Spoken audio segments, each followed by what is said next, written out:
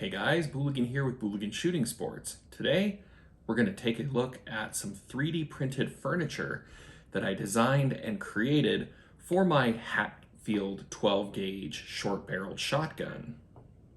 Cue the Cyberpunk music.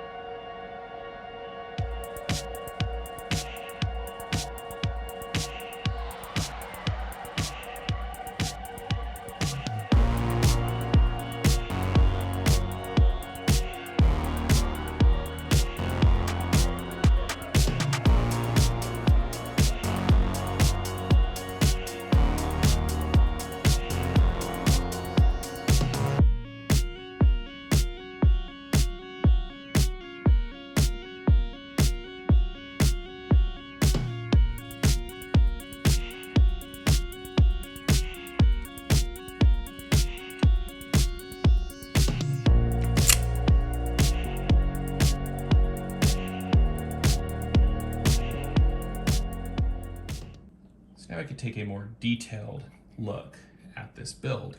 You may recall from my previous video, this started as a really inexpensive $99 Hatfield SGL, their single shot 12 gauge shotgun. I initially cut it down to about 19-inch barrel length, which basically was as short as I could get it. Normally you can usually take a shotgun down to 18-inch barrel length. But in this case, I couldn't go that short because the grip that I had created out of wood, which was actually made out of the normal stock, with it as short as it was, the overall length would have been under 26 inches, which is also a qualifier for a short barrel shotgun. So finally, I ended up getting my tack stamp and chopping it down. And the last time you saw this, you may notice it is now threaded for chokes. Actually has a full choke fitted in there. That was done by the master, almost dropped it, by the master of lathes over at barrelthreading.com. He threaded it for rim chokes and did just a really amazing job with it. So why does it look the way that it does now? I really, really love the gorgeous wood furniture that was on there and the brass with the leather hand loop that was done by Kingsman Leather. But I also wanted to have the option of maybe going a little bit more futuristic with it, or at least kind of what the 1980s idea of the future might look like, sort of giving it this cyberpunk style aesthetic. So what I did is I ended up designing this furniture and this interface for the handguard and for the pistol grip pretty much from scratch. I took pictures of how they need to mount on the actual shotgun itself, and then I drew them up in Fusion 360, which is what gives us the general shape. Measure twice, print once, and in this case print twice, because I printed a few small quick test pieces before committing to printing this whole thing in quite a bit of PLA plus.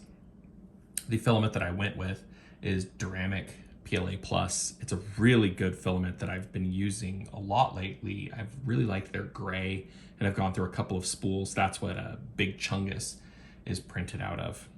But yeah, so the general shape of it, I wanted to go sort of obviously rectangular, and with these grooves, these kind of ribs in here, because it just fits the general look, but still wanted it to be comfortable.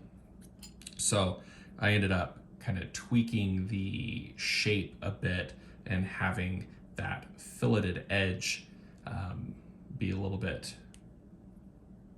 wider. I think these are like a 10 millimeter filleted edge, so that it's still really quite comfortable to hold. It fits the natural contour of your fingers quite well. Up top, it is less curved, but it still fits well. You've got the nice little Booligan Custom Gunworks logo there, which I've liked throwing on things. It is secured just like it normally would be, with a screw in the back. And yeah, it fits together really, really quite well. Before it was at more of a downward angle. This one comes off a little bit more straight, which allows it to fold up better, which we'll look at in a second. Up front, I decided to keep that same design aesthetic, put in a built-in hand stop, which is really quite sturdy and actually shaped pretty much perfectly up there. And then similarly shaped and spaced out so that, you know, these weren't spread out and those were real tight. I wanted them to be the same. You can see here a slight miscalculation. I'll need to throw this on my calipers to see where either if it, not warped, but if it just was slightly uncalibrated when it printed. But I've never had Z-axis issues. This was printed straight down. I've never had Z-axis issues like that, so I'm not sure. Realistically, what it is I probably just didn't make it, you know, 3 or 4 millimeters as long as it should. That doesn't make any structural issues. It still, you know, folds just like it normally should. It just, there's a little bit of a gap there. So in my version 2, I'm probably going to stretch that out a little bit to fill that gap. It is still secured with that screw up at the front. Just a really nice little setup. When folding, because it doesn't have that leather loop in the way, it folds up exactly to half.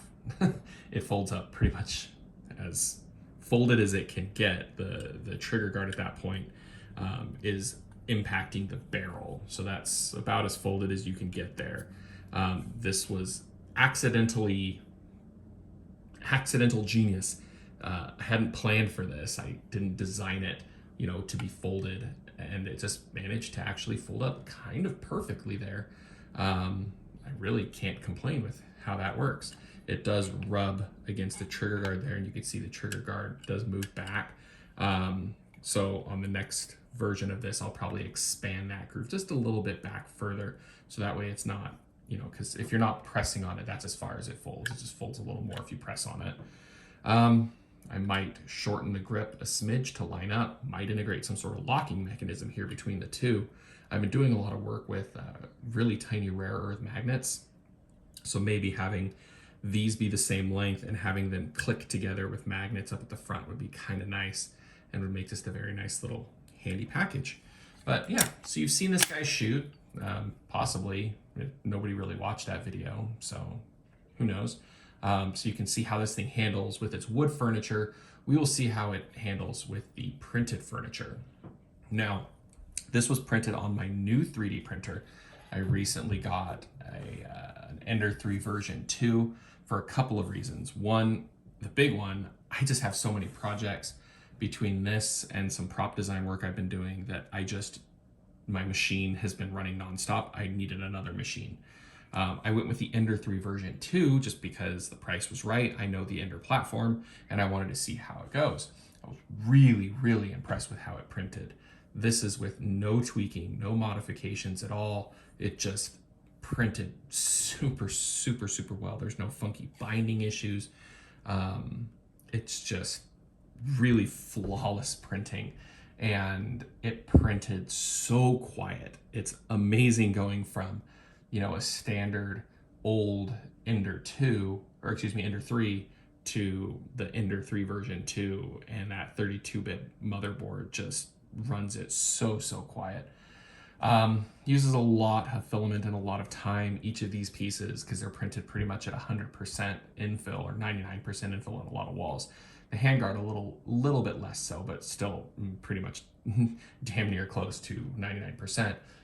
Each of these takes about 16 to 18 hours to print, and they are bulky. Each one is about 150 grams of material. So yeah, it is a pretty chunky setup there, and yeah, just kind of a lot of fun. Why did I do this? Why not? It is kind of a weird look.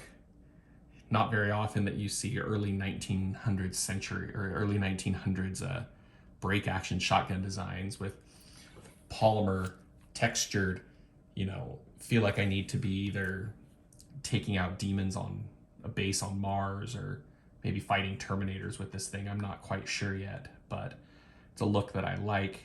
I love that 1980s, what is the future supposed to look like aesthetic, and I think this kind of hit the mark. So thanks for watching. as always, thank you to my Patreons for their continued support. They got some cool stickers and some very cool CAD files this month. And we have always more stuff in the works for them. Love those guys. They just an incredible amount of support from them. So many thanks to them, and all of you guys, of course, who just choose to watch. That's awesome as well. You know, if it wasn't for you guys watching, if it wasn't for the views, I wouldn't be doing this. So as always, thanks for watching. Stay tuned for the next one. We'll get this guy out to the range and see how it handles and try to come up with some fun targets to take out. What do you think I should shoot with this thing? Sound off in the comments. As always, thanks for watching.